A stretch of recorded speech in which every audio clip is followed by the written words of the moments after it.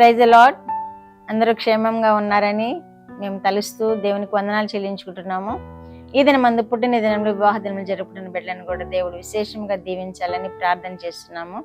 ఈ సంవత్సరాది నుండి సంవత్సరాంతం వరకు దేవుని కృప కాపుదల మీతో ఉండాలని మేము కోరుకుంటున్నాము. ఆ విధమైన కృప మీరు పొందుకుందరుగాక. దేవుడి దినమందు మనకిచ్చిన వాక్యము ఇర్మియా గ్రంథము 32వ అధ్యాయము 19వ వచనం చదువుకుందాం. ఆలోచన విషయంలో నీవే గొప్పవాడవు, క్రియలు జరిగించు విషయంలో శక్తి సంపన్నుడవు. వారి ప్రవర్తనలను బట్టి వారి క్రియా ఫలమును బట్టి అందరికీ ప్రతిఫలమిచ్చుటకై నరపుత్రుల మార్గములన్నిటినీ నీవు కన్నులారా చూచుచున్నావు. దేవుడి వాక్యం ద్వారా మనల్ని దీవించునుగాక. మనం చేసే ప్రయత్నం అంతా మనం కృషి అనుకుంటాం. మనం ఏదో ప్రయత్నం చేస్తుంటాం, కానీ ఆ ప్రయత్నాలన్నీ కూడా మనము ఎంతో కృషి చేస్తూ ఉంటాము అవి సఫలం అవడానికి. ఎంతో కృషి చేసి ఆలోచన మీద ఆలోచన చేసి వాటిని చేపడతా ఉంటాము. కానీ ప్రభువారు ఏమని చెబుతున్నారు ఇక్కడ?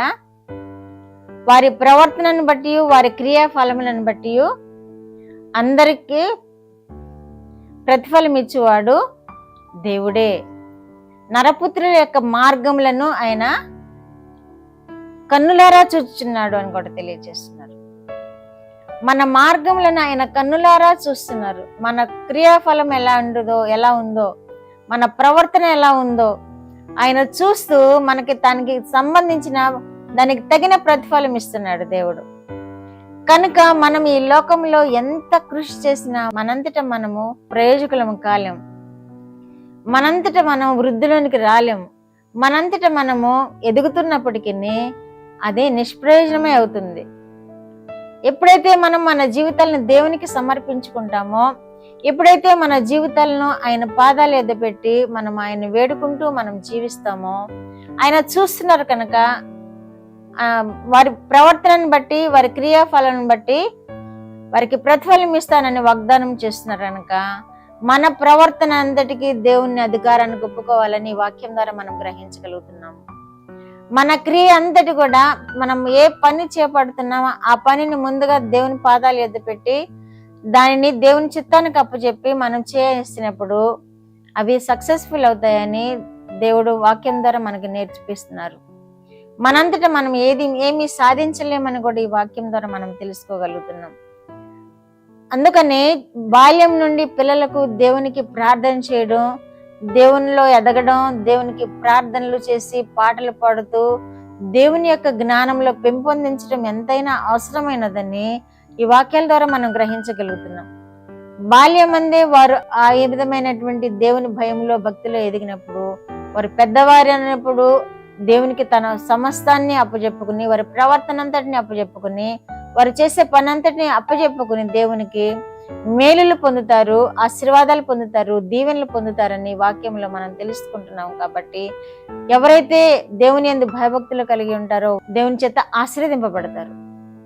వారి క్రియాఫలాన్ని బట్టి దేవుడు నిర్ణయిస్తానంటున్నాడు కదా, వారి ప్రవర్తనను బట్టి దేవుడు ఆశీర్వదిస్తానంటున్నాడు కదా, అందరికీ ప్రతిఫలం ఇస్తాడంటున్నాడు కదా. కాబట్టి మన ప్రవర్తన అంతటిని దేవునికి అధికారంలో ఒప్పుకుందాము. మన పనులన్నిటినీ దేవుని పాదాలు ఎద్దపెట్టి మనం ముందుకు సాగిపోతాం.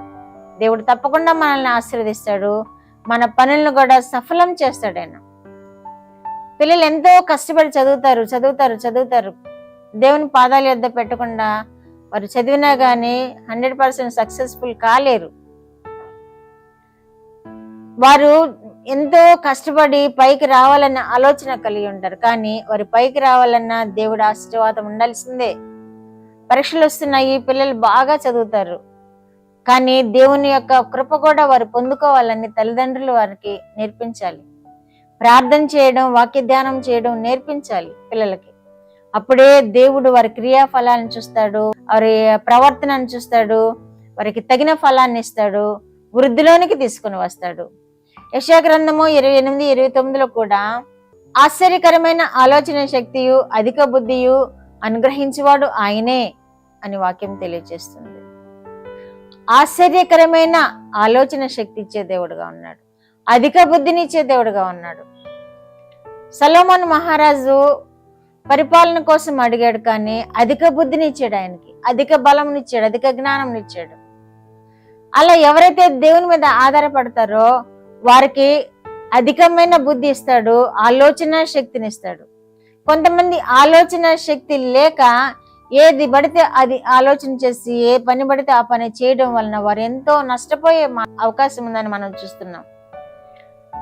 దేవుని యొద్ద ఆలోచనను మనం తీసుకొనకపోతే, మన ప్రవర్తనను మన బుద్ధిని ఆయనకు అధికారం నాకు అప్పచెప్పుకొనకపోతే మనం ఈ లోకంలో వర్ధిల్లలేము, ఫలించలేము అని వాక్యాల ద్వారా మనం నేర్చుకుంటున్నాం. కాబట్టి ప్రియమైన దేవుని బిడ్డలారా, ప్రతి పనిని దేవుని పాదాల యొద్ద పెడదాము, ప్రతి ఆలోచన దేవుని పాదాల యొద్ద పెడదాము, ప్రతి అవసరత దేవుని పాదాల యొద్ద పెడదాము. మనల్ని నడిపించే దేవుడుగా ఉన్నాడు, మనకి ఆశీర్వాదకరమైన దీవెనలు ఇచ్చే దేవుడుగా ఉన్నాడు, మనల్ని ఫలభరితులను చేసే దేవుడుగా ఉన్నాడు, వృద్ధిలోనికి తీసుకుని వచ్చే దేవుడుగా ఉన్నాడు. యవన బిడ్డలారా, మీరు దేవుని పాదాల యొద్ద పెట్టండి, మీ భవిష్యత్తును దేవుడు తీర్చిదిద్దుతాడు. ఎవరు కూడా స్వశక్తిని ఆధారం చేసుకోవద్దు, దేవుణ్ణి ఆధారం చేసుకోవాలని వాక్యం చెప్తుంది కనుక దేవుని మీద ఆధారపడండి, దేవుడు మిమ్మల్ని బహుగా దీవిస్తాడు. ప్రార్థన. మా దేవ, మా ప్రియ పరలోక ప్రభువా, మీ పరిశుద్ధ పాదములకు వందనాలు, స్తోత్రాలు. మా రక్షకుడు యేసయ్య స్తోత్రములు, పరిశుద్ధాత్మ దేవ స్తోత్రములు. ఇచ్చిన వాక్యం కొరకు ప్రభువా వందనాలనైనా. చూస్తున్న బిడ్డలందరూ కూడా మేము ఆధారం చేసుకొని వారి ఆలోచనను మీ పాదముల మీద పెట్టి, వారి క్రియలను మీ పాదముల మీద పెట్టి మిమ్మల్ని ముందు పెట్టుకొని నాయన సక్సెస్ఫుల్ జీవితం జీవించే భాగ్యము బిడ్డలందరికీ దయచేయమని యేసుక్రీస్తు వారి పేరిట ఈ మనవులు మీ పాదముల మీద వేడుకుంటున్నాను పరమ తండ్రి. ఆమేన్.